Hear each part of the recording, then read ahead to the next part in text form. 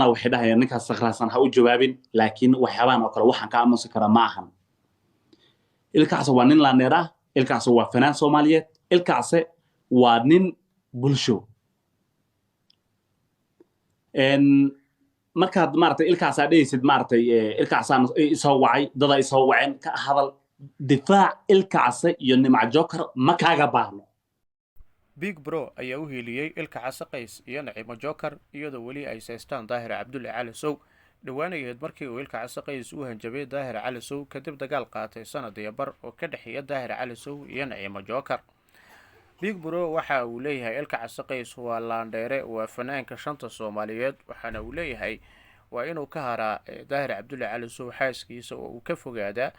maadaama arrintan ay tahay mid markaasi soo jiitamaysa muddo aad u badan waxaana uu Big Bro imika uu ku dhawaaqaya dagaal imika ka dhan ah ilkaas aan iraahday Daahir Cabdulle Cali Sow oo ay seestaan ilkaas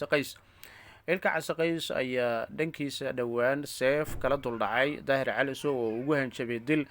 isagoona si weyn u dhaleeceeyay isla markaana sheegay in uu har iyo habeen aflagaadeynaya xaaskiisa marwadiisa xalaasha Naciimo Joker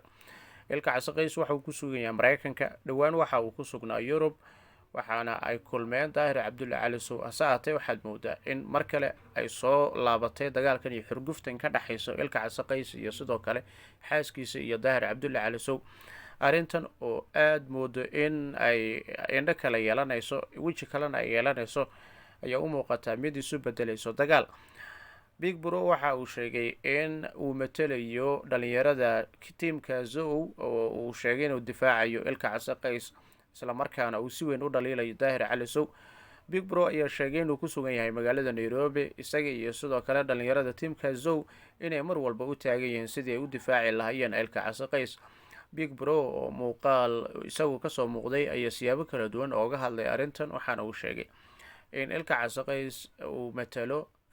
dhammaan shanta Soomaaliyeed oo uu yahay boqorka shanta Soomaaliyeed isla mar ahaantaana uunan markaas wax ka qaadi doonin Daahir Cabdulle Cali Sow Big Bro ayaa qudhiisa qayb ka noqonaya dagaalkan waxaana uu leeyahay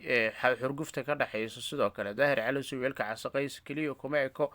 oo isagu qudhiisa waxa uu yiri waa uu ka mirmeeranayo oo ka fogaanayo inuu u jawaabo Daahir Cabdulle Cali Sow oo uu ka falceliyo ficiladan kala gedsan ee dhawaanahanba soo shacbaxaya iyo weerarka joogtada ee uu ku hayo ilkaas qays iyo qoyskiisa gaar ahaan xaaskiisa haddaba Daahir Cabdulle Cali Sow iyo sidoo kale ilkaas qays ayaa muddo markaasi ahaayeen dad asxaaba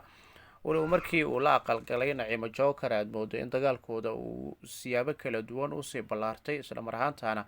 ay la arkay iyagoo isu jeedinaya hadallo kala gedsan isla markaana hawada isku marinaya aflagaado ah in ay khamri cabo ilkaas qays sida uu Daahir Cali Sow ku andacoonayo sidoo kalena ilkaas qays sida uu ku andacoonayo Daahir Cabdulle Cali Sow uu yahay qof isticmaalo balwada noocyadeeda kala duwan sida khamriga